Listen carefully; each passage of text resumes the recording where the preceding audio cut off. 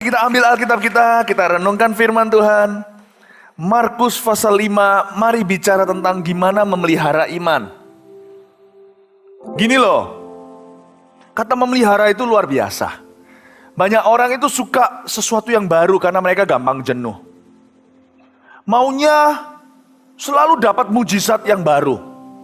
Tidak sabar menunggu berikutnya. Tapi yang sudah terjadi di masa lalu bocor semua. Sami mawon, sama aja. Ada sebuah pepatah, $1 saved is $1 earned. $1 yang kita hemat sama dengan $1 yang kita dapat. Banyak orang juga kepinginnya bersaksi menangkan ribuan jiwa, tapi 10 jiwa yang sudah dipercayakan, entah kemana. Penting sekali kita ngerti gimana rahasia, menemukan rahasia gimana memelihara berkat yang Tuhan sudah beri di hidup kita. Supaya agar jangan sampai kita kalau memulai dengan roh mengakhiri dengan daging. Erosi rohani bisa terjadi kalau kita nggak waspada. Ada orang yang dipakai Tuhan lebih itu karena dia memupuk dan menabungnya perlahan-lahan. Semua yang Tuhan beri, diusahakan jangan bocor. Diusahakan jangan sia-sia. Itu namanya tidak menyia-nyiakan kasih karunia. Kita nggak usah muluk-muluk. Pemazmur berkata, aku tidak tinggi hati maupun memikirkan perkara-perkara terlalu besar. Bukan berarti orang itu nggak punya ambisi. Kesian kalau orang, apalagi kalau orang muda tidak punya ambisi dan tujuan, melempemnya mereka. Betapa gembosnya generasi kayak begitu. Saya selalu ajarkan pada orang-orang muda khususnya, harus punya ambisi dalam hidup ini. Orang-orang tua juga jangan merasa terlambat, fight. Tapi harus diimbangi dengan pengajaran yang sudah kau dapat. Susah-susah, jangan tiba-tiba lepas dari tangan Anda. Begitu saja dicuri oleh setan, dicuri oleh kesibukan, dicuri oleh apa saja. Kuncinya bukan berapa banyak yang kau dapat, berapa banyak yang tetap kau simpan. Ada orang yang diberkati, itu karena bergenerasi-generasi kayak orang Yahudi. Beberapa orang Yahudi yang kaya raya hari ini, saya nggak bicara soal materi. Karena materi itu berkat Tuhan termurah. Tapi sebagai ilustrasi saja. Banyak orang Yahudi yang kaya raya luar biasa itu karena mereka dibangun 7 generasi. Setiap generasinya bisa memelihara. Ada orang dipakai Tuhan luar biasa, nggak otomatis semalam. Saya nggak merasa diri dipakai luar biasa, tapi saya menganggap saya mulai dipakai Tuhan, gitu aja. Usia saya masih muda, perjalanan masih panjang. Kalau ada orang tanya sama saya yang jauh lebih muda dari saya, gimana kok bisa dipakai Tuhan begitu? Saya bilang, perlahan-lahan. Gak ada pohon yang tiba-tiba besar. Gak ada. Pohon itu selalu kita lewati di depan rumah kita, lalu keluar sedikit, tunasnya, lalu tiba-tiba sudah mulai kelihatan baloknya, lalu mulai gede. Kita belum perhatikan riwa-riwi rumah kita sampai puluhan tahun, kita tiba-tiba, loh kok ada pohon di sana ya? Pohon itu enggak simsalabim, abakadabra, langsung muncul di depan Anda. Dia tumbuh cuma enggak Anda perhatikan, dia pelan-pelan tumbuhnya. Dia bahkan enggak bergerak kecuali tangkainya kena angin. Kalau belum punya tangkai, enggak bergerak sama sekali. Lalu keluar tangkainya, lalu keluar bunganya, lalu keluar buahnya. Anda enggak sadar dari mana pohon mangga itu ya? Dari zamannya grandma. Betul nggak? Saya bilang, Anda jangan berkata saya dipakai gimana, seolah-olah semalam saya dapat lotre sorga. Pelan-pelan. Hari ini kita ada Global TV di B430. Anda mau lihat sekali-kali ya, saya munculkan jangan cuman hasil akhirnya, dapurnya. Dulu namanya Impact Ministry.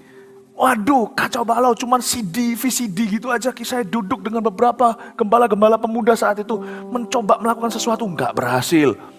Di belakang itu kantor yang dulu kita pakai, dijadiin wartel untuk terima call. Cuma 2 yang nelpon. Sekarang kita harus tambah-tambah line terus. Pemirsa, dulu enggak, pemirsa enggak ada yang lihat. Semua pelan-pelan. Tapi saya usahakan. Setiap segala sesuatu yang Tuhan berikan, saya akan fight mempertahankan. Jangan hilang begitu saja. Sukses di atas sukses ditumpuk. Jadi glory. Amin. Saya nggak minta Anda untuk tiba-tiba merasa harus begini. Buat planning dalam hidupmu. Kalau Anda masih umur 50 belum telat. Anda jaga kesehatan, Tuhan masih bisa pakai Anda untuk lama. Apalagi ya seperti saya gini masih umur 25. Sampai diketawain anak saya sendiri. Daddy bukan 25 ya. Amin, Bapak Ibu Saudara. Rahasia memelihara mujizat Allah. Kita akan belajar langsung aja dari sebuah perikop cerita di Markus 5 ayat 25. Ya, karena itu penting sekali kita berkaca sama Yesus setiap langkah kita. Jangan sampai kita tersesat. Ayat 25, cerita ini sudah cerita lumrah lah ya. Coba saya jelaskan dari sudut yang tidak normal maupun biasa. Adalah di situ seorang perempuan yang sudah 12 tahun lamanya menderita pendarahan stop. Berapa tahun dia menderita apa? 12 tahun dia menderita pendarahan. Kondisi kehidupan rohani banyak orang, segala sesuatu selalu dimulai dari rohani dulu. Apa yang di dalam tercermin di luar, di dalam bolong di luar bocor, di dalam kuat di luar akan ada penyertaan. Banyak orang kondisi rohaninya mengalami pendarahan fatal, tapi masih ke gereja, masih bisa seolah-olah memuji Tuhan. Lalu keluarganya pun mulai berdarah-darah. Hidupnya mulai bocor sini dan sana. 12 tahun pendarahan. Cukup lama bagi seorang wanita yang sungguh-sungguh mengalami sakit itu untuk menunggu kesembuhan. Dan waktu saya dengar kata pendarahan itu, Roh Kudus memberikan sebuah hikmat. Kenapa pendarahan terjadi? Atau kenapa erosi rohani terjadi? Enggak terjadi semalam. Kenapa 12 tahun? Berarti setiap hari, 7 hari seminggu, 30 hari sebulan atau 31 atau 28 jikalau Februari, 365 hari setahun kali 7, kali 12. Hari demi hari, pendarahan semakin parah. Saya mau beritahu kepada Anda, kalau setan mencuri sukacitamu, damaimu, atau apapun berkat mujizat yang Allah berikan, sudah letakkan di hidupmu, dia mencurinya akan tekun hari per hari. Dan Anda gak sadar sudah 12 tahun bocor. Karena itu penting kita punya komitmen berkaca, bercermin sama Yesus. Agar ketika bocoran perdana terjadi, langsung diobati. Dan kemungkinan bocor terjadi pertama kali adalah ketika kita tidak bisa membedakan mana yang benar, mana yang tidak bisa membedakan apa yang baik dengan apa yang benar. Kok bisa begitu? Saya tuntun Anda pelan-pelan di dalam pewahyuan firman ini. Untuk seorang wanita mengalami pendarahan, dia harus pakai pembalut wanita. Dan kata pembalut wanita ini dipakai di Alkitab untuk melambangkan perbuatan baik orang-orang benar. Bukan orang benar, untuk melambangkan perbuatan baik manusia. Ada satu ayat di Yesaya yang berkata seperti ini. Perbuatan baikmu seperti kain kotor di hadapanku, atau kesalehanmu seperti kain pembalut wanita. Kain kotor di sana artinya pembalut wanita. Harafiah artinya demikian dalam Alkitab. Cuman yang menerjemahkan Alkitab ke bahasa Indonesia melakukannya dengan sopan santun sesuai tata krama budaya kita. Jadi pakai kain kotor. Kain kotor di sana bukan lap meja, tapi soft text yang sudah dipakai dengan bercak darah. Sorry kalau saya ngomongnya agak vulgar. Poin pertama, kebocoran di hidupmu. Bocornya kasih karunia tidak akan terdeteksi kalau Anda selalu mengira bahwa apa yang baik di matamu pasti benar di mata Allah. Be very careful. Tidak segala sesuatu yang menurutmu baik itu benar di depan Tuhan. Allah tidak kagum dengan kebaikan kita. Allah mau kita melakukan kebenaran yang Tuhan remakan di hidup kita today. Kalau hari ini saya gak ngampuni seseorang yang pernah bersalah sama saya gak bisa sogok Tuhan dengan perbuatan baik saya dengan saya memenangkan jiwa, maka Tuhan akan tersenyum dengan lebar di depan saya dan berkata, aku lupakan hatimu yang mendendam. Tuhan gak bisa lakukan itu. Sandungan itu harus disingkirkan. Semua perbuatan baikmu akan seperti pembalut wanita di matanya. Gak apa-apa Tuhan, aku punya simpanan, aku gak bisa lepas dia. Istri mudaku ini, gak bisa aku lepaskan dia. Gak bisa Tuhan.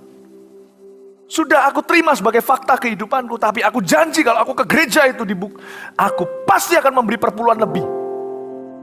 Kalau perlu gereja itu mau bangun gedung, aku kucurkan dana. Toh aku tidak kekurangan uang. You cannot bribe God, you cannot bribe God. Gak bisa menyuap Tuhan. Apa yang kau pandang baik, Tuhan tidak kagum. Karena itu korban sembelian tidak dia kehendaki. Jikalau kita memberikan korban bakaran, dia tidak mau. Korban sembelian kepada Allah adalah hati yang hancur dan jiwa yang patah remuk. Kata hancur di sana, hati yang bertobat. A contrite heart. Wanita ini gak ngerti. Dia kira pakai pembalut berhenti. Buktinya dia datang sama Tuhan Yesus pada saat-saat detik-detik di mana Tuhan Yesus sudah mendekati ke Yerusalem suatu hari untuk naik ke Kalvari. Kenapa nggak lebih awal, lebih dini?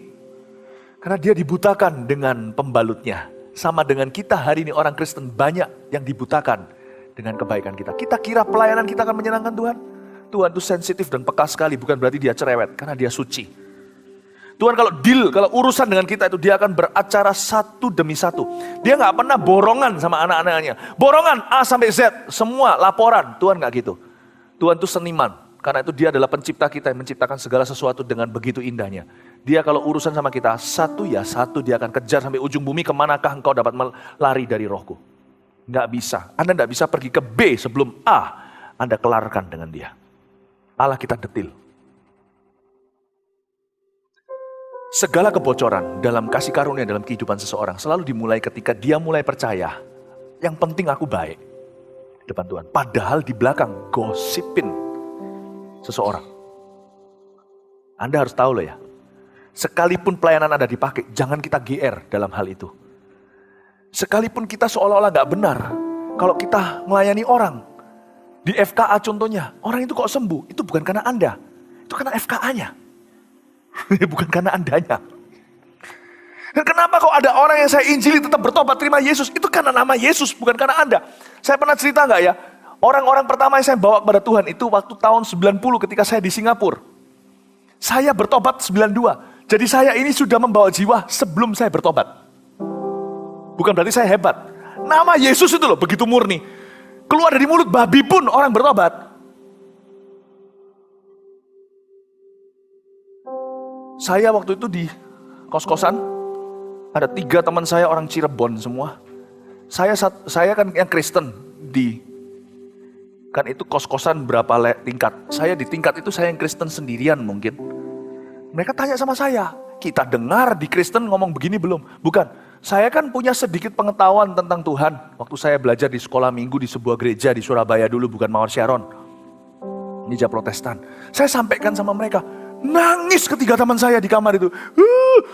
Terus saya lihat gini, saya bingung loh kok nangis. Saya cuman cerita itu bukan berkhotbah. Saya cuman beritahu mereka info yang saya terima waktu saya kecil. Dan itu menjamah mereka. Ketiga saudara, orang-orang itu, orang-orang Cirebon itu beberapa satu, bukan cuma 3, lebih dari itu. Itu nangis semuanya. Saya kan kaget, saya kan belum ngerti yang begini-begini. Jadi saya hentikan mereka. Sudah, jangan cengeng, kalau enggak gua pukuli. Ini bisa bayangin enggak? Ada orang dijamah Roh Kudus, padahal saya belum punya Roh Kudus dalam diri saya sendiri. Kalau Anda dipakai Tuhan, jangan GR. Nama Yesus memang berkuasa. Roma 1:16, aku percayakan Injil. Injil itu kekuatan Allah. Bukan penginjilnya, Injilnya kekuatan Allah. Kalau aku tahu Tuhan pasti senang dengan hidupku. Dia pasti berkenan. Mau tahu kenapa? Aku gang down-nya rame tokoku. Lihat, aku diberkati. Jangan terlalu keras ngomong aku diberkati. Uji dulu karaktermu. Berkat itu ke karakter yang sejati. Harta benda bukan termometer yang paling dapat dipercaya. Ada orang yang sugih pol, tapi Tuhan nekpol sama orang itu. Makanya Hosea berkata apa? Kenapa aku melihat orang benar susah, orang salah tidak ada susahnya. Tapi Hosea tidak berhenti di sana. Tapi ketika aku masuk hadirat Allah, aku mengerti nasib mereka, kekalnya beda. Aku paham. Karena itu dia berkata, sekalipun pohon ara tidak berbunga, pohon anggur tidak berbuah, sapi dan domba tidak ada di kandangnya. Tapi aku tetap bersukaria dalam Tuhan. Dialah bagianku. Dan kakiku akan bisa menginjak ke gunung-gunungku yang tinggi, ke bukit-bukit yang tinggi. Aku akan bisa melompat layaknya kaki seekor kijang. Dia berkata, bukan lagi takaran. Jadi be careful. Anda harus bercermin sama Yesus dan firman-Nya. Bukan kepada apa yang duniawi yang bisa Anda ukur. Saya juga harus hati-hati. Saya jangan jadi pendeta yang suatu hari Tuhan bilang gini, aku tahu kamu menyembuhkan demi namaku. Orang sembuh, aku yang sembuhkan bukan kamu. Aku tahu kamu mengusir setan. Setan bukan takut sama kamu, takut sama namaku.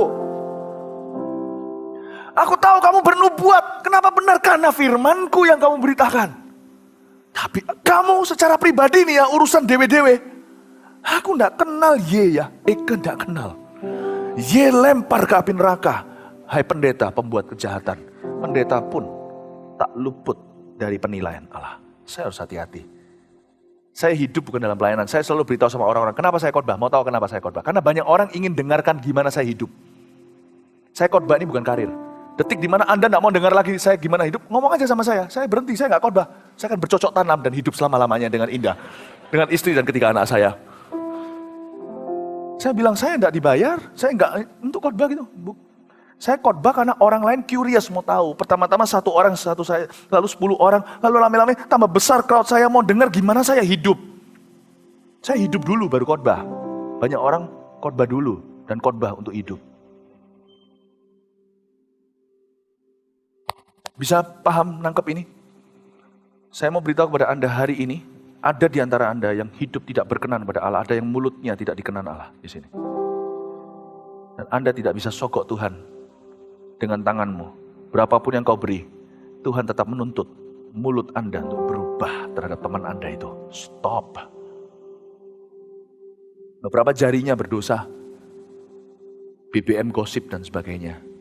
You stop it. Stop it. Anda tidak bisa dengan menyogok Tuhan dengan mulut lidah bibir Anda dengan jadi singer di atas ini. Kalau jari Anda menyebarkan kebencian. Bercerminlah dengan Tuhan sebelum terlambat, sebelum tiba-tiba Anda sadar 12 tahun kasih karunia hilang. Sukses bukan takaran. Amin Bapak Ibu Saudara.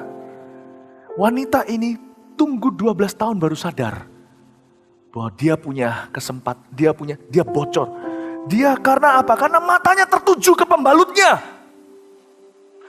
Gak apa-apa, kebaikan dipakai untuk menyembunyikan dosa. Itu yang Tuhan tidak suka.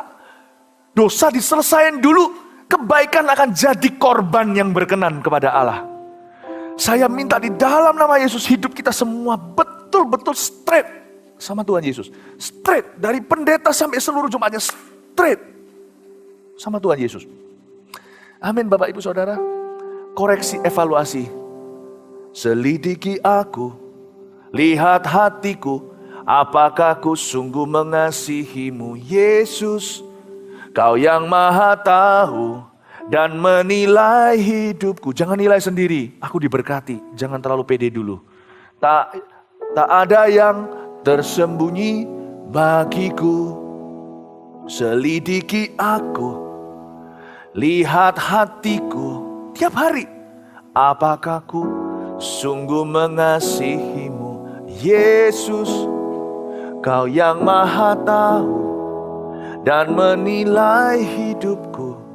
Tak ada yang tersembunyi bagimu. Telah kulihat perbuatan kebaikanmu yang tak pernah habis di hidupku. Tolong bantu. Ku berjuang sampai akhirnya kau dapati aku tetap setia. Waktu adik saya dipukul oleh song leader saya dan youth pastor saya di Kanada. Anda mungkin pernah dengar cerita ini di Before 30 juga, di biografi saya ada tertulis. Tuhan kejar saya, padahal saya disalahin dan keluarga saya disalahin sama keluarga ini. Tuhan kejar saya, kamu harus tunjukkan kasih. Saya gak mau Tuhan, kalau kamu gak mau, kamu gak bisa beranjak dari sini ikut aku. Padahal pelayanan saya sudah mapan, saya bisa ini dan itu. Tuhan bilang, enggak, kamu harus ke sana. Saya yang datang, rangkul dia, susah sekali. Saya bilang sorry.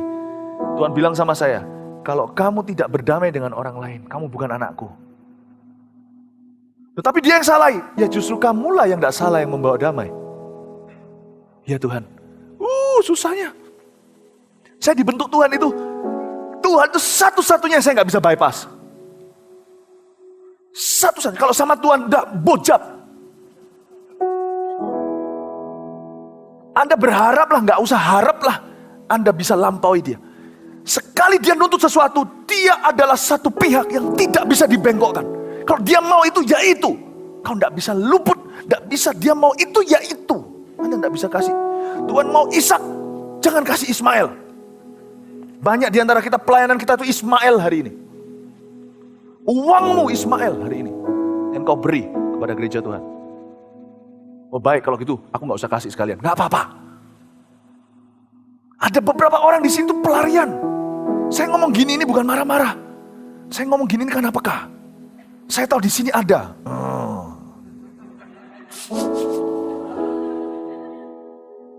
Khotbah saya buktinya 3 kebaktian yang tadi. Manis-manis loh khotbah saya. Yang ini gak tahu kenapa begini. Pasti ada kriminal-kriminal sorga di sini. Kembali. Jika itu kesombongan, jangan angkuh. Kalau itu perasaan diri benar.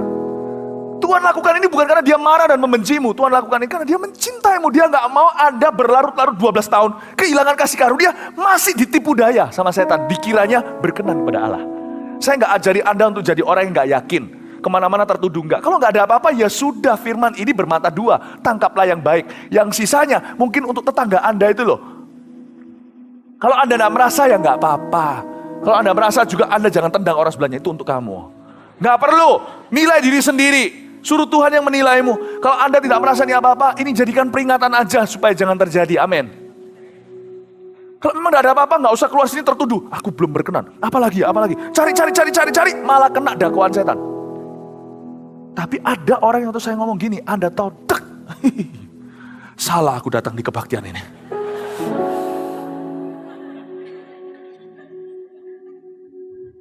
Banyak orang salah mengerti berkat.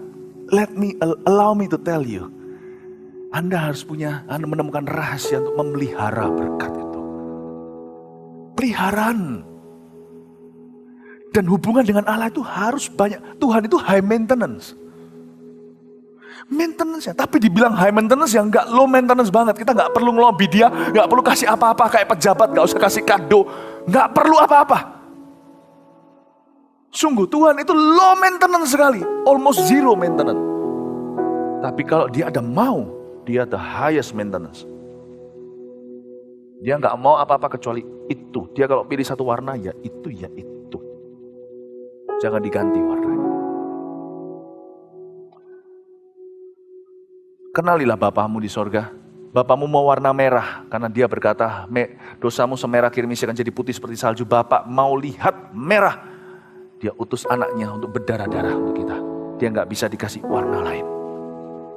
Segala sesuatu dikasih kita dalam keselamatan dan free. Tapi kalau dia mau sesuatu, berikan kepada dia for free. Itu yang saya pelajari waktu saya datang kepada youth pastor saya itu. Saya berkata sama dia, keluargaku kalau menjengkelkanmu, ampuni aku. Itu lidah kayak saya gigit ngomong itu. Itulah training saya tahun 95. Kalau Anda tahu kenapa pelayanan saya hari ini diberkati. Bukan karena saya layak. Tapi karena saya tunduk. Di atasku ini ada Tuhan. Padahal kalau saya enggak pun, saya bisa aja jadi pendeta yang ngaco. Pelayanannya gimana, ini pakai taktik gimmick. Buat apa kalau saya kehilangan nyawa saya? Hubungan saya dengan Tuhan gak keruan. Di sini ada orang yang hubungannya gak keruan dan Tuhan ketok lewat mulut saya ini seperti paku dan palu sekarang. Bukan paku, palu. Ketok Anda, palu godamin. Kembali. Tuhan Allah Roh Kudus sedang menginsyafkan beberapa orang di sini. Ada 1-2 hal yang saya tidak khotbahkan, prinsip saya bagikan. Anda tahu sendiri apa yang Tuhan mau dari dagingmu. Kedagingan yang menghalangi antara Anda dan Tuhan itu. Tuhan mau itu. Tuhan lakukan ini karena dia cinta, saya ulang lagi. Karena dia tidak ingin Anda dibohongi setan 12 tahun. Dia nggak ingin Anda berdarah-darah bocor sini sana. Anda selama ini kehilangan banyak kasih karunia sekalipun seolah-olah Anda diberkati secara materi. I'm talking to someone here. Saya merasakan sekarang ini Tuhan suruh saya mengabaikan 99 orang. Saya anggaplah 99 orang ini semuanya santo dan santa. Semuanya baik-baik. Saya punya firman ini kena ke satu orang, saya tahu. Minimal satu orang ini saya kejar, satu domba yang tersesat itu. Dia bukan kambing, dia domba. Ada NIJ-nya. Domba itu berarti registered. Ada di sini. I'm talking to you. Oh, haleluya. Tanya kanan kiri, apakah dia bicara tentang Anda? Cepat mengaku supaya dia lanjut ke ayat berikutnya. Coba ngomong begitu. Tapi Tuhan sayang ya, domba mawar siaran itu tidak diizinkan tersesat. Satu aja saya korbankan satu kebaktian untuk kejar satu. Bukan berarti yang lainnya pulang kelaparan. Enggak, firman itu bermata dua, Anda pasti dapat sesuatu. Nah, kita lanjut ke ayat berikutnya. Ayat 26. Ia telah berulang-ulang diobati oleh berbagai tabib, sehingga telah dihabiskannya semua yang ada padanya. Namun sama sekali nggak ada faedahnya, malah sebaliknya keadaannya makin memburuk. Ayat ini bukan anti dokter, bukan anti medis, bukan. Saya punya banyak teman dokter, profesor, ya, saya punya banyak teman yang seperti itu. Ini ayat adalah simbolis juga secara profetik bicara kalau Anda punya sebuah masalah, yang namanya masalah hati, yang namanya penyakit rohani khususnya atau kutuk. Tidak bisa disembuhkan dengan Anda pindah berbagai gereja. Percayalah saya, masalahnya di dadamu. Tidak bisa. Ini yang disebut dengan penyakit rohani. Saya mau bicara secara profetik kalau itu masalah hati. Tabib di sini bukan melambangkan dokter, tapi melambangkan alternatif ke hati Allah. Ditutup semua. Tidak ada faedahnya kata Alkitab di sini. Keadaannya makin memburuk. Yang saya katakan tadi, kalau Tuhan mau satu, Anda gak bisa kasih dia sisanya segala sesuatu. Seluruh dunia ini tidak akan membuat dia bergeming sama sekali. Tuhan ngomong sama saya hari itu, kamu harus ke rumahnya. Kamu yang minta maaf, karena mungkin kalian juga kurang dewasa. Saya berkata, kenapa aku harus minta maaf? Waktu itu keluar dari mulut saya tertangkap bahasa Tuhan menjebak saya. Jebakan Tuhan sangat indah membuat saya sadar. Seperti ayam berkokok bagi jiwa saya menyadari seperti Petrus tiba-tiba pahit hati saya menyadari betapa salahnya saya ketika saya protes sama Tuhan. Disuruh ke rumah orang itu, saya gak mau di Vancouver, Kanada. Dia yang salah, dia yang datang ke sini. Saya bilang, wong aku gak salah kok Tuhan.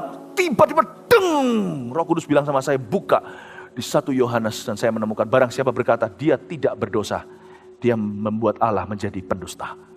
Waduh, mana ada orang hidup tanpa salah. Tuhan bilang, masa berat toh Philip? Anakku kuutus ke Kalvari untukmu. Kamu cuman kuutus 20 rumah ke sebelah. Cuman datang dan bawa damai ke dia. Bukan bicarakan siapa benar siapa salah. Panggilanmu pendeta bukan pengacara. Masa susah? Keras hati sekali. Tapi orang Kristen sekarang banyak yang dangkal rohani. Gak kenean. Ada apa? Pindah. Ada apa gitu. Anda harus tahu, Anda mau berbagai tabib, berbagai gereja, gak ada gunanya. Anda mau pakai sogoan sana sini, kasih Tuhan perbuatan baik, pembalut wanita di matanya. Anda yang harus saya dan Anda lakukan adalah hentikan pendarahan itu sendiri. Right there, di mana darah itu mengalir, disitulah engkau tangani dan hentikan. Hadapi masalahmu dengan mata terbuka, hati yang lapang, dan jujur. Itu yang tidak dipandang hina oleh Tuhan. Hari-hari ini Tuhan suruh jemaat kita, inilah pedang bermata dua untuk Anda semuanya. Siapapun, apapun Anda lakukan, ingat kalau Anda mengalami masalah, miliki keberanian sorga untuk menghadapi masalah itu satu persatu.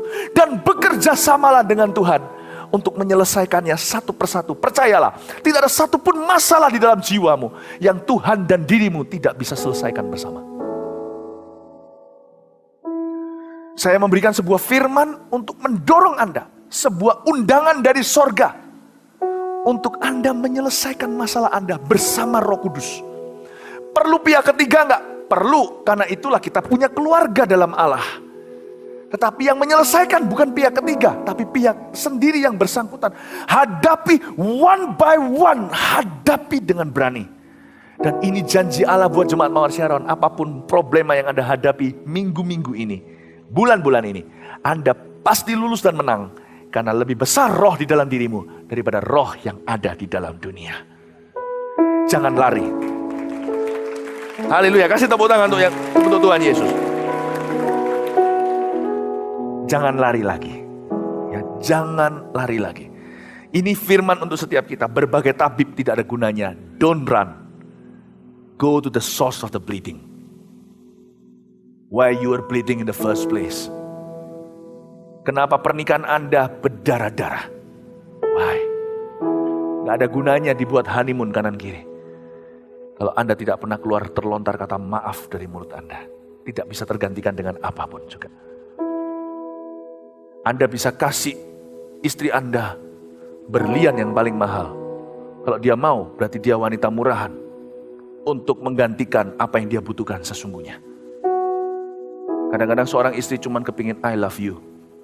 Gak pernah terucap di mulut. Sejak pernikahan dulu. Itu pun dulu dipaksa pendeta. Apakah kau bersedia? Saya bersedia. Bilang dong cinta, saya cinta padamu. Dikasih berlian, kalau dia lupa dengan kebutuhan sesungguhnya, Anda doakan aja supaya itu berarti istri Anda tidak benar hatinya. Karena kalau dia benar hatinya, dia tidak akan mau disogok dengan apapun sampai keluar dari mulut Anda, I love you. Hadapi apa yang jadi masalah di dalam pernikahanmu. Jangan lari. Hubungan Anda dengan keluarga, dengan anak Anda juga sama. Ada anak yang memberontak luar biasa, bukan karena apa. Anda kasih dia mobil mahal, gak ada gunanya. Nanti umur 13 tahun, jam 12 malam ngebut nabrak orang masuk penjara. Dia ada di sini yang bersangkutan mendengarkan khotbah saya. Anda perlu menghadapi, Anda terlalu sibuk, perlu waktu untuk mendidik anakmu. Jangan substitusikan dengan harta yang bisa Anda beli karena Anda sukses di kerjaan. Gak ada yang bisa menggantikan the presence of a father. Hadirat seorang ayah. Kehadiran seorang ayah dalam kehidupan seorang anak tidak bisa digantikan dengan presence. Dengan kado yang diberikan oleh dia. Kalau Anda anak Anda memberontak contohnya nggak selalu harus kambing hitamnya Anda. Tapi Anda kalau dikonfrontasi benar-benar keadaan itu. Maka Roh Kudus akan memberi hikmat untuk melihat sumber kebocorannya di mana. Darah-darahnya di mana. Bisa jadi ternyata sebuah permintaan maaf yang tertunda sekian tahun sejak anak-anak Anda umur 5. Ketika dia melihat Anda memukul mamanya di depannya. Pah! Tertunda hingga ia umur 13 tahun. Anda tidak bisa lari dari hadirat Allah. Anda minta Roh Kudus, jangan lari dari rohnya. Minta Roh Kudus justru mendekat dong. Anda semakin butuh karena ini melawan kepribadian Anda dan gengsi Anda setinggi gunung. Dibutuhkan iman sebiji sesawi untuk memindahkan gengsi segede itu. Untuk Anda datang ke anak Anda di mesbah keluarga dan cuma ngomong, Papa dulu pernah tampar mama, kamu pasti masih ingat. Berkali-kali kamu masih ngomong soal itu. Papa salah, Papa minta maaf. Padahal Anda sendiri tidak pernah dengar kata maaf dari orang tua Anda yang mungkin didikannya kuno. Gak apa-apa. Itulah gunanya Roh Kudus. Memberikan nature atau sifat yang baru. Anda tidak bisa lari sebelum Anda minta maaf. Anak Anda akan menjadi duri terus dalam kehidupan Anda. Dan semakin Anda pukuli, semakin menjadi-jadi. You cannot run away. Malah justru kalau Anda dan saya kita bekerja sama Roh Kudus, akan terjadi percepatan. Salah satu sifat Roh Kudus adalah quickening. Anda akan lihat nanti pendarahan orang ini berhenti seketika. When the Holy Spirit touches you, when the Holy Spirit helps you, waktu Roh Kudus membantumu, Roma 8, dia membantu kita dalam segala kelemahan kita. Bahkan ketika kita gak tahu mau buat apa, dia bantu kita. Ketika Roh Kudus hadir, itu terjadi quickening atau percepatan. Bam, seketika sesuatu berubah. Amin. Saya sama orang tua saya dulu kaku sekali, apalagi sama ayah saya. Kita ini orang-orang totok kuno. Saya ini baru keturunan kedua di Indonesia. Om tante saya itu masih lahirnya dari Tiongkok. Anda mungkin beberapa orang di sini keluarganya sudah 4-5 keturunan. Saya baru keturunan kedua. Nama saya masih Ching dan Ming.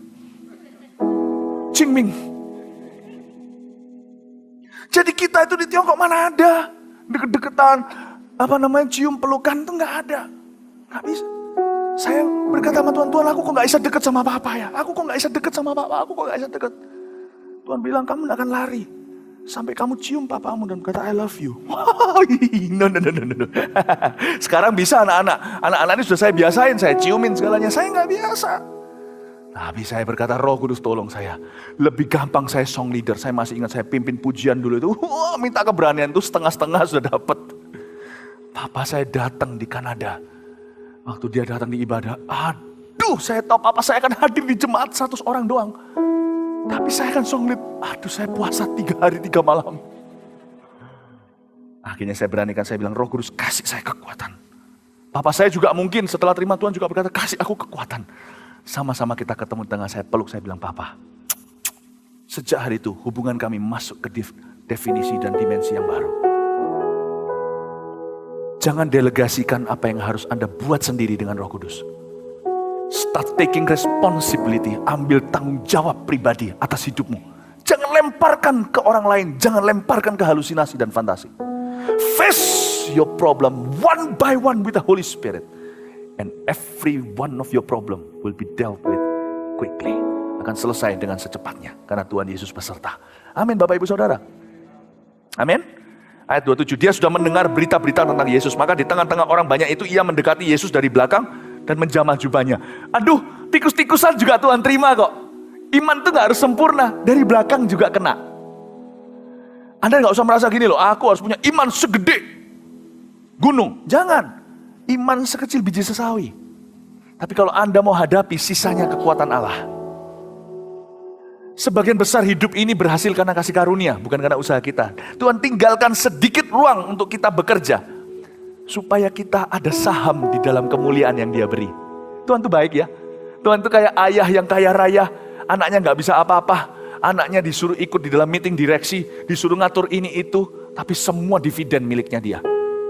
Tuhan itu mau supaya kita sedikit banyak ada andilnya gitu dalam kasih karunia. Makanya Tuhan izinkan masih ada satu langkah lagi ketaatanmu dan ketaatanku. Supaya nanti kalau kemuliaan terjadi, kita merasa ada saham di dalamnya. Tapi jangan khawatir, keberhasilan kita itu terjadi karena kasih karunia-Nya, bukan karena usaha kita. Jadi dari belakang, diam-diam, malu-malu, takut-takut pun tetap terjadi mujizat. Tetapi yang Tuhan cari adalah willingness atau kerelaan, kemauan. Kalau nggak ada itu, Tuhan nggak bisa paksa karena kita tidak diciptakan jadi Pinocchio. Tuhan ciptakan kita dengan hak bebas untuk memilih. Pilihlah hidup, pilihlah Tuhan, pilihlah Roh Kudus, pilihlah firman Tuhan, pilihlah ketaatan. Amin Bapak Ibu Saudara. Ini wanita kalau menurut saya imannya kecil kayak saya. Orang ini, wanita ini nggak se-gentleman yang kita kira. Dia mendekati Yesus dari belakang curi-curi. Saya masih ingat pertama kali saya cium keluarga saya. Gitu. Saya ciumnya secepat langit, secepat kilat. I love you. Lalu menghilang saya. Tidak ditemukan 2 hari. Tapi hidup jadi berubah. Hari ini hubungan saya dengan keluarga saya manis sekali. Saya punya sebuah tradisi yang tidak ada sebelumnya. Tradisi kerajaan sorga sudah mulai menyusup masuk di dalam keluarga kami. Saya cium mereka. Kalau nggak cium malah sekarang justru orang tua saya justru tunggu. Kita bukan lagi generasi kedua dari China. Sekarang kita semua adalah generasi pertama dari kerajaan sorga. Ubah tradisimu. Ubah hubungan Anda dengan anak Anda. Jangan lemparkan ke Roh Kudus. Roh Kudus, ubah dia. Roh Kudus bilang, gua pembantumu apa? Tapi jika engkau berkata, Roh Kudus ubah saya, untuk saya mengubah, membawa hubungan ini ke dimensi dan definisi yang lain. Roh Kudus akan berkata dengan senang hati. Karena aku memang dipanggil untuk jadi mitramu. Makanya dia namanya penghibur. Penghibur itu artinya advokat. Gak ada advokat lawyernya yang pergi ke pengadilan sendiri kecuali kalau kliennya mati. Kalau Anda menyewa seorang pengacara, tapi luar biasa kita dapat pengacara yang paling canggih tapi for free. Biasanya kalau kita pakai pengacara bisa bangkrut tenang. Habis uangnya di dalam proses pengadilan. Ini for free, bebas biaya. Yesus sudah beli semuanya. Dan kita gak bisa loh berkata pengacara kita, urusi ya urusan pengadilanku meja hijau, kau pergi sendiri. Gak bisa, kita harus muncul. Didampingi pengacara. Roh Kudus itu bukan pembantu rumah tangga. Dia pengacara. Jadi kalau Anda mau sesuatu perubahan, jangan doa untuk sesuatu sebelum Anda sendiri rela berjalan dengan dia di area itu menuju perubahan. Don't pray a nonsense prayer. Itu yang disebut di Alkitab doamu tidak didengar karena doamu hanya untuk memuaskan hawa nafsu. Kedagingan, semau gue. Roh Kudus yang pergi, gue gak mau melakukan apa-apa. Aku masih seperti dahulu. Dari dulu kalau aku sama anakku enggak punya kedekatan, ya sudah. Selama ini cuma menuntut sama pasangan, ya sudah. Aku memang begitu. Kau mau ubah dia. Roh Kudus berkata, kok enaknya aku bukan pembantumu. Tapi kalau kau mau jalan, kau jalan 1 langkah, aku jalan 1000 langkah di depanmu. Bukankah gitu? Kliennya cuma ngomong apa adanya, lawyernya bilang, jangan bicara lebih dari itu. Aku yang ngomong. Your Honor, yang mulia, hakim. Yang cerewet itu pengacaranya. Tapi pengacaranya gak mau pergi kalau kliennya tidur siang. Dia gak mau. Aku akan tolong, aku akan tuntun untuk engkau menang. Tapi engkau harus mau pergi dengan aku. Amin, Bapak Ibu Saudara. Semoga Anda bisa ngerti gimana berhubungan dengan Roh Kudus. Kenapa ada perubahan yang tertunda di hidup Anda? Kenapa ada kebocoran yang gak tertutup? Karena sampai hari ini kita menunda ketaatan. Padahal loh, sekali kita taat gak susah loh. Kita sekali melangkahkan kaki di luar perahu, yang buat ngapung itu, yang melawan gravitasi, melawan hukum alam, melawan hukum fisika, itu semua kuasa Allah yang menopang. Cuman memang langkah pertama itu loh, itu dalam bahasa Ibrania alot, setengah mati. Saya sedang mengkhotbahkan suatu roh gentleman di dalam diri setiap jemaat Mawar Syaron. Karena banyak di antara kita berfantasi gimana menyelesaikan masalah kita. Jawabannya, sedangkan jawaban 5 roti 2 ikan sudah ada di rumah Anda. Sudah ada di dalam diri Anda karena Roh Kudus ada di dalammu lebih besar. Cuma saya ajarkan gimana untuk berjalan dengan dia. Saya ajarkan Anda gimana jalan dalam roh. Roma 8 lewat perjalanan wanita ini curi-curi dari belakang. Tuhan menghargai iman seperti itu. Lihat ayat 28. Anda belajar sesuatu enggak? Amin ya. Sebab katanya asal ku jamah saja jubahnya aku akan sembuh. Seketika itu juga berhentilah pendarahannya dan ia merasa bahwa badannya sudah sembuh dari penyakitnya. Pada ketika itu juga Yesus mengetahui bahwa ada tenaga yang keluar dari dirinya, lalu ia berpaling di tengah orang banyak dan bertanya, siapa yang menjamah jubahku? Perempuan ini luar biasa. Dia fokus kepada Tuhan Yesus. Asal ku jamah saja jubahnya. Dia tidak mengukur-ngukur, menilai-nilai iman dan keberaniannya. Ini perempuan betul-betul dapat berkat karena dia ngerti siapa yang harus dia fokusi. Kita seringkali kalau disuruh melakukan sesuatu oleh Roh Kudus, kita nggak mau karena apa? Karena entah kita merasa nggak layak, nggak mampu, atau nggak bisa. Perkataannya bukan asal ku jamah jubahnya saja. Seringkali kita memberikan syarat yang nggak masuk akal buat kita. Asal imanku sempurna, aku pasti bisa begini maupun begitu. Fokusnya kepada Yesus, bukan pada dirinya sendiri. Kalau kita mau menang, fokus pada kekuatan Allah. Dan kita akan melihat peran kita ternyata biasa-biasa. Tapi kalau kita fokus pada diri kita sendiri, rasanya luar biasa sebelum melangkah, gak akan pernah melangkah-langkah. Asal ku jamah jubahnya, dia gak berkata, asal imanku sempurna, kalau ku jamah dia, pasti aku sembuh. Dia gak fokus ke dirinya. Kalau kita mau melihat perubahan, kalau kita mau memelihara iman, kita harus fokus ke Yesus. Fokus ke Yesus. Segala perubahan selalu dimulai dari janji Tuhan. Jangan besarkan peran kita. Sisanya itu kasih karunia. Amin. Kalau kita fokus ke Tuhan, kita akan dapat kekuatan. Kita fokus ke Tuhan, kita dapat kekuatan. Waktu saya belum pergi ke 20 rumah di sebelah saya itu, untuk minta maaf segala. Fokus saya hanya Tuhan. Saya berkata, Tuhan kau akan pergi dengan aku. Tuhan bilang, iya. Sekarang saya bisa bilang Tuhan bilang iya. Pada waktu itu saya cuma merasa saya cuma kerasa-kerasaan. Tapi pokoknya di hati saya ada yang berkata iyalah rasanya begitulah. Saya gak yakin itu saya atau enggak. Pokoknya saya tahu. Pokoknya dengan semua keterbatasan pengetahuan saya anggap itu Tuhan.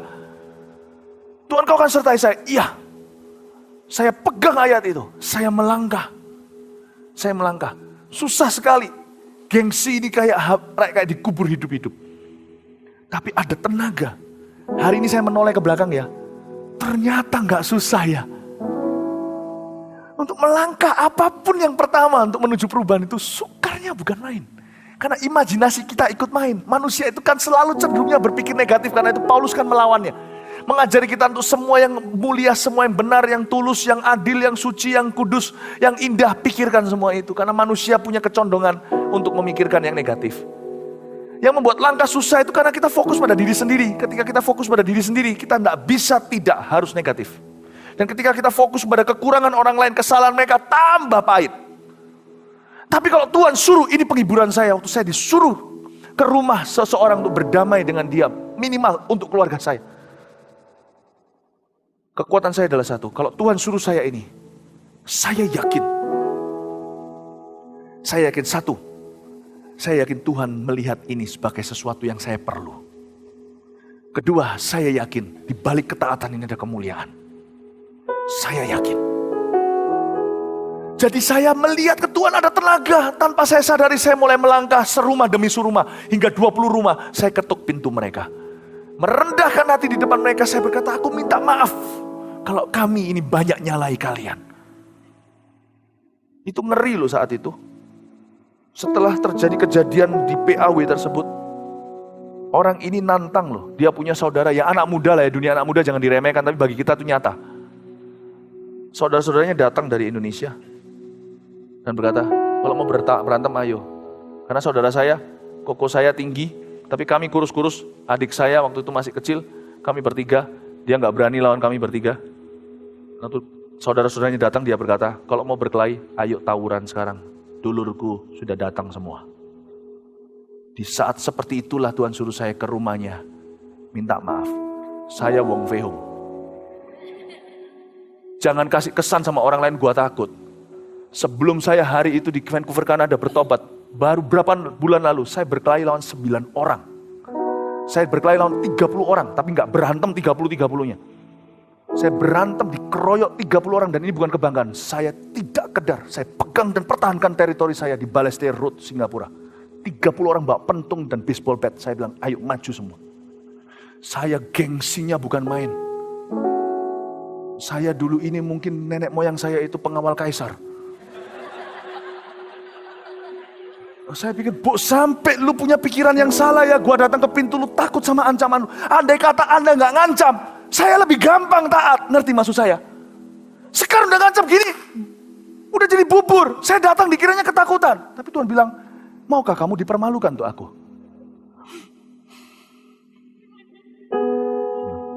Tiba-tiba Tuhan ngomong sama saya, bukankah aku juga ditelanjangi di kayu salib untukmu? Atau maukah kau kusuruh seperti Yeremia, dengan telanjang datang ke rumah orang itu? Yang porno-porno aku gak mau. Maukah kau dipermalukan? Sampai hari ini mungkin dia masih di benaknya, dia masih merupakan fakta. Philip Mantova takut ancamannya. Sampai hari ini. So what? Saya gak pernah menjelaskan. Ada seseorang di dunia ini, kiranya saya back down, saya mundur dari sebuah tantangan perkelahian. I never done that in my life. Gak pernah. Biarin aja. Di mata seseorang di dunia ini, Philip Mantova adalah seorang pecundang dan pengecut. Biarin aja. Jikalau Tuhan yang membuka pintu, siapa yang bisa menutup? Jikalau Tuhan yang mengangkat aku, lu mau rendahkan aku, Tuhan semakin angkat aku. Di mata Anda, saya bukan pengecut kan? Saya tetap Wong Fei Hung kan? Wong Fei Hungnya untuk kemuliaan Tuhan sekarang ya. Saya mau beritahu pada Anda, apa yang membuat saya kuat untuk datang ke rumah itu minta maaf? Simple saja, saya ngomong begini ini pasti ada relevannya buat orang dengan rekan, dengan sesama rekan pelayanan, dengan keluarga, papa mama, om tante, anak, ponaan. Saya yakin ini ada ujungnya, saya ngomong begini. Meskipun kesaksian saya agak ekstrim, tapi saya tahu ini pasti bisa relevan dengan seseorang. Yang membuat saya berani adalah tenaga yang Tuhan berikan dalam hidup saya. Saya bisa melihat into the future. Saya bisa melihat hari ini saya berdiri di depan Anda, bersaksi bahwa kalau saya bisa, Anda juga bisa.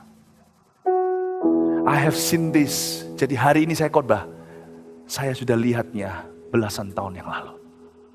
Suatu hari akan berdiri di umat Tuhan, aku akan jadi teladan. Jangan pandang aku muda, aku bisa tunjukkan lewat bukti-bukti buah-buahku, bahwa aku lebih dewasa dari beberapa di antaramu. Amin Bapak Ibu Saudara. Ketika kau fokus pada Yesus dan perintahnya, rencananya yang tanpa curiga engkau terima sebagai sesuatu yang mulia. Wow, Tuhan tidak mau memberiku rancangan kecelakaan. Saya akan pelihara iman. Saya nggak boleh kecolongan. Saya sudah bertobat dengan begitu mulianya diselamatkan Tuhan. Baru berapa bulan yang lalu, hanya karena ada orang yang ngancam-ngancam, menghina-hina, saya lepaskan kasih karunia. No way. Dari tahun 95 saya berjalan hingga 2013 hari ini. pupuk dan cicil sebagai pohon yang kecil dan kerdil satu persatu hingga hari ini punya carang, Anda bisa bersarang padanya. Slowly, step by step, ibu, satu persatu ku pertahankan iman dan berkat. Ku pertahankan, ku kerjakan. Filipi katakan keselamatanku. Amin Bapak Ibu Saudara. Tapi ada di sini yang masih membolos. Nah itu loh masalahnya. Ayo saya minta Anda pulang hadapi apa yang jadi masalah dan momokmu. Jangan takut. Aku besertamu kata Yesus. Perbaiki hubungan keluargamu setelah ini. Amin Bapak Ibu Saudara. Ya, buat apa deh? Buat apalah kita ini dengar khotbah setiap minggu tapi borok lama disimpan terus menerus. Gak ada gunanya lah. Itu cuma tabib-tabib lain yang gak ada faedahnya. Saya takutnya setiap minggu kalau Anda tidak selesaikan tugas Anda yang kemarin kadaluarsa, minggu depan apapun firman yang dibagikan dalam hidup kita akan busuk semua. Padahal sayang dong, mau Sharon pilih-pilih Pak Yusuf itu kalau dengerin pengkhotbah diundangi ke Mawar Sharon, didengerin satu-satu loh tipnya. Didengerin satu-satu. Ngapain kalau minggu depan siapa yang khotbah di sini lalu habis itu semua pelurunya sia-sia sampai ke Anda, Tuhan tetap menuntut yang satu dulu. Nggak ada gunanya. Jadi saya mau sapu bersih. Saya melakukan bagian dirty jobnya. Saya kosek WC Anda. Sedotin semua tinjanya, tinja rohaninya. Selesaikan yang itu. Sebelum Anda menciptakan minyak wangi ke Tuhan, bau-bauannya dihapus dulu. Apa yang Tuhan mau dalam hidup Anda, jangan lari dari itu. Hadapi.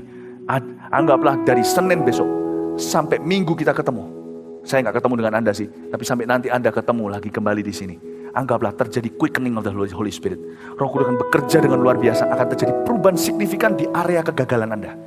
Amin Bapak Ibu Saudara. Saya udah mau selesai. Ya, oke sabar sebentar ya. Anda diberkati Tuhan. Ya, oke.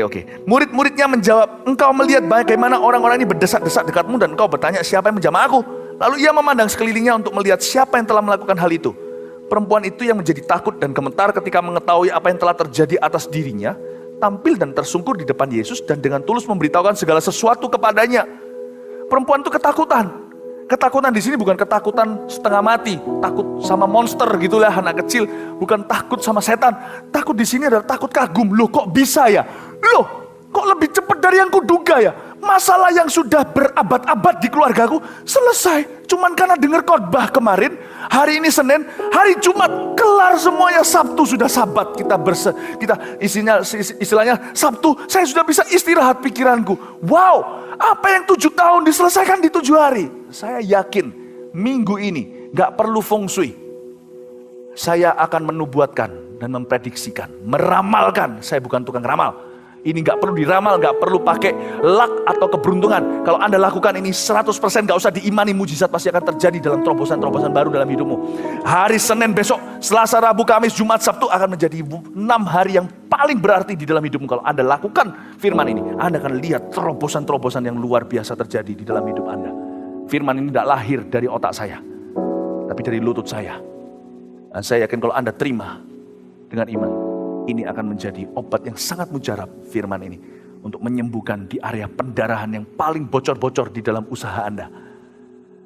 Di dalam area praktek bisnis Anda kita yang mungkin gak benar.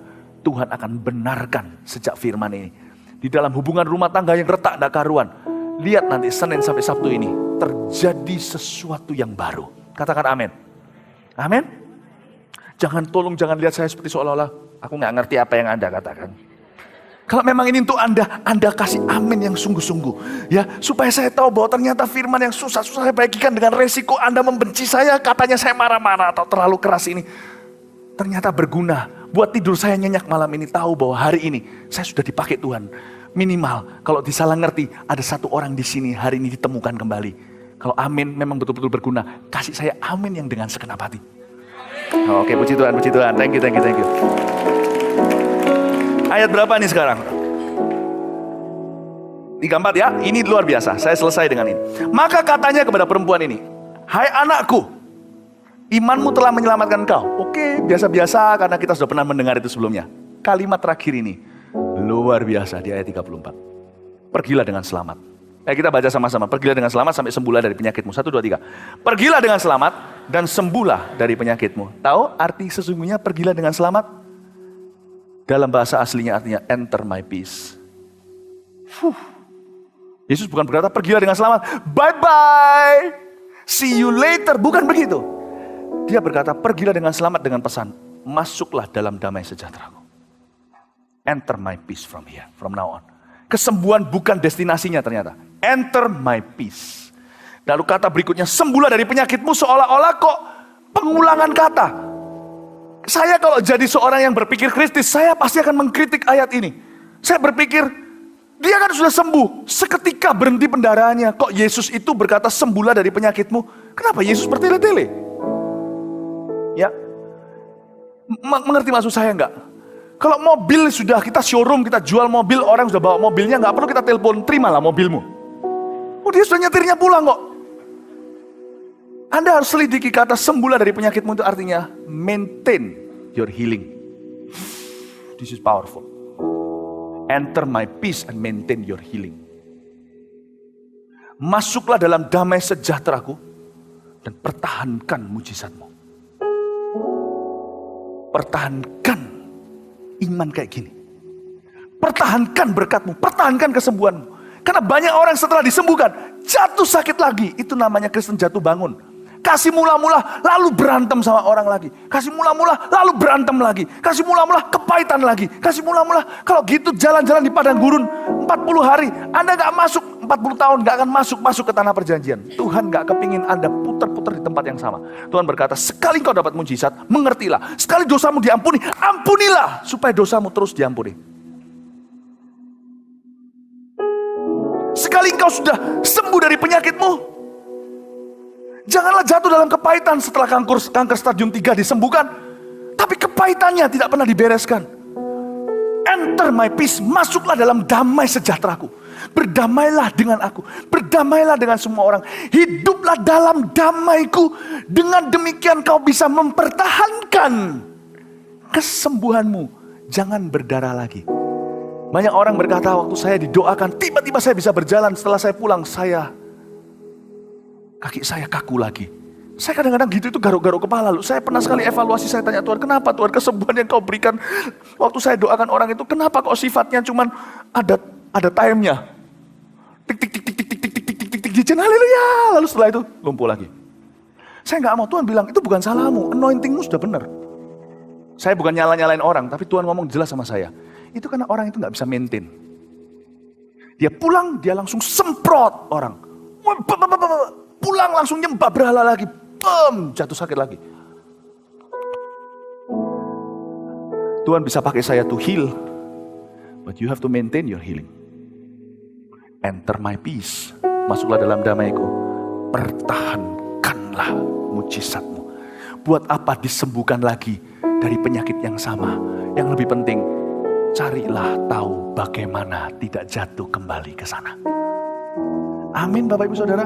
Banyak orang Kristen di sini yang sudah lupa pengampunan. Ketika engkau kepahitan, engkau sudah lupa engkau diampuni. Engkau sudah jatuh lagi pada saat sebelum engkau diselamatkan. Kembalilah, enter my peace and maintain your faith, maintain your healing. Pertahankan iman. Saya melihat ya, banyak orang itu jalannya nggak smooth. Saya harap Anda bisa belajar sedikit. Saya mau selesai nih, sudah mau selesai, tenang aja ya. Semua bisa pulang dan bubuk. Hari ini saya ikut Tuhan, saya masih muda tapi saya ikut Tuhan dari sejak sangat muda. Kala muda hari ini dengan anak AOG, apalagi Eagle Kids yang Anda lihat. Tapi paling tidak perjalanan saya tidak smooth, tidak mulus, tapi perjalanan saya komit sama Tuhan. Saya nggak sempurna, saya fokus ke Tuhan. Bukan kemampuan saya, bukan kebaikan saya. Saya kalau percaya kepada diri sendiri sudah diskualifikasi dari kemarin-kemarin. Oke, saya beritahu Anda. Saya bertobat terima Yesus melayani Tuhan dari umur 18. Di dalam perjalanan hidup saya hingga hari ini 21 tahun saya melayani Kristus secara full. Dan melayani dan menjadi anak Tuhan. Ada waktu-waktu di mana ujian itu datang dan saya sulit melalui. Tapi Tuhan dengan kasih karunia-Nya memberikan pada saya hati yang menurut untuk saya bisa lanjut lagi ke kasih karunia berikutnya. Lanjutkan kasih kesetiamu. Perjalanan saya bukan putus-putus berapa fase. Satu perjalanan tak terputus. 21 tahun lamanya. Ada masa-masa di mana bahaya di dalam iman saya itu terjadi. Ketika saya susah mengampuni seseorang.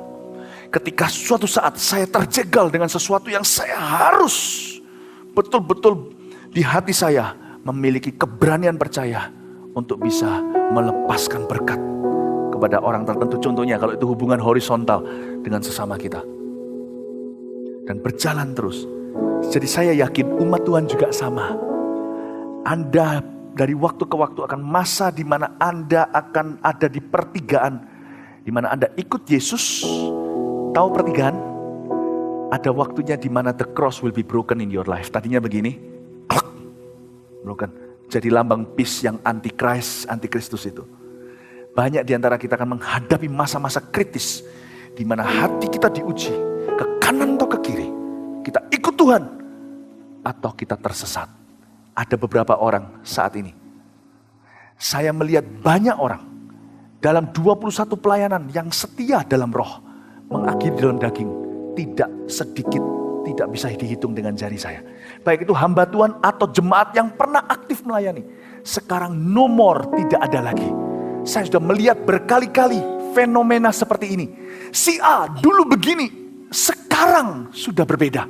Si B dulu begitu, meskipun mereka ditemukan tetap di gereja kita atau di gereja lain. Saya lihat ada orang-orang yang gugur, itu fakta lapangan.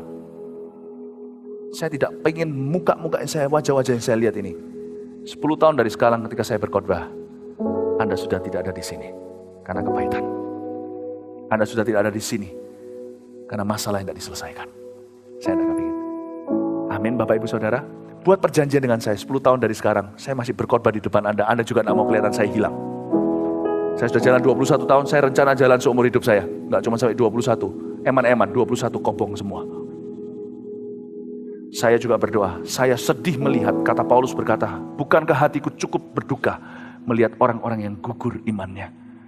Kenapa mereka gugur imannya? Padahal mereka masih mau berbuat baik.